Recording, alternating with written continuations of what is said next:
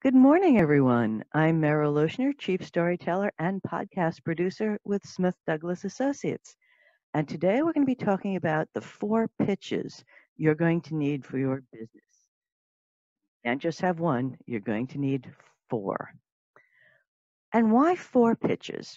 Well, primarily is because the people you reach are on different parts of the sales buying path.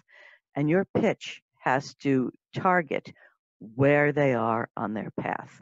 So, what does the path look like? First step in the path is discovery. People learning that your service or product exists. I'm scrolling through Facebook. I see an ad for a vibrating cat bed. Oh, I say, I have never heard of such a thing. I have a cat. Do I need this? The discovery process is for services or products that are relatively unique and not easily explained, i.e., real estate agents, they don't need to go through the discovery side because people know what a real estate agent does. But if you have a unique service or product that most people don't know exists, this is the usual first step. The second step is the research. Hey, I now know that a vibrating cat bed exists.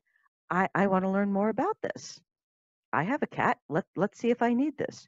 The research part is people who are now aware of your product or service, but don't know how, if they need it, if it fits a specific need they have. So this is the research phase. The desire phase. Wow, vibrating cat bed. It says that it can keep my cat asleep all night so it won't wake me up in the middle of the evening. This is perfect. I need one of these. The desire phase is people have come to the conclusion that they definitively want a product or service that meets a now perceived need. At that point, they have a choice. Well, great. You introduced me to the vibrating cat bed. Are there anybody else out there selling vibrating cat beds? What's the difference between them? What are the specs? What are the prices? This is where people start researching about their choice. And then finally comes the confirmation. I really, really want to buy a vibrating cat bed from this vendor, but before I spend money, let me do one more step, and that's usually when people look at customer testimonials and reviews, because they want to be assured that their choice is the best one.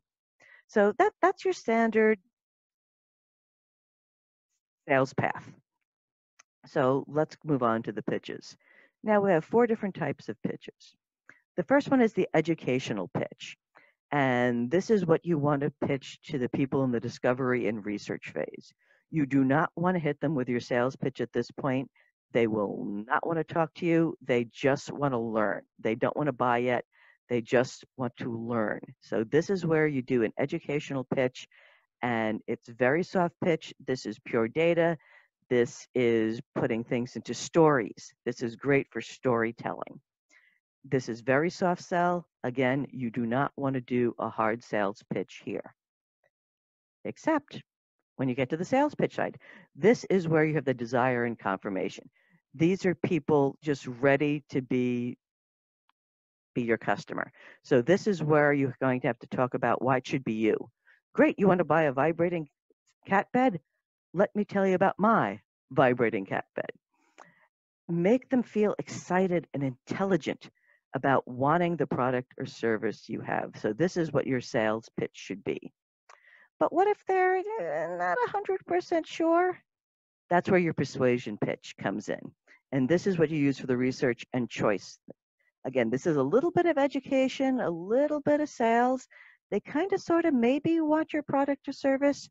You're going to have to convince them that you can answer their sales, their their fears and their concerns. And again, this is why my product or service will solve your particular problem, will meet your specific need. And then finally, you walk into a networking program. They don't want to hear your other pitches. What you need to bring in is a carrier pitch.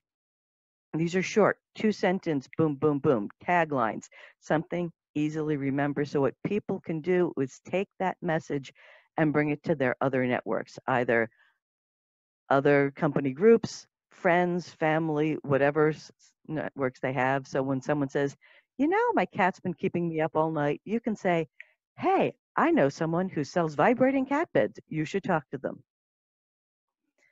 And it's also a really good way to ask for referrals.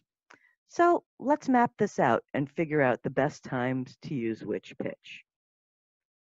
You walk into a room. I do this.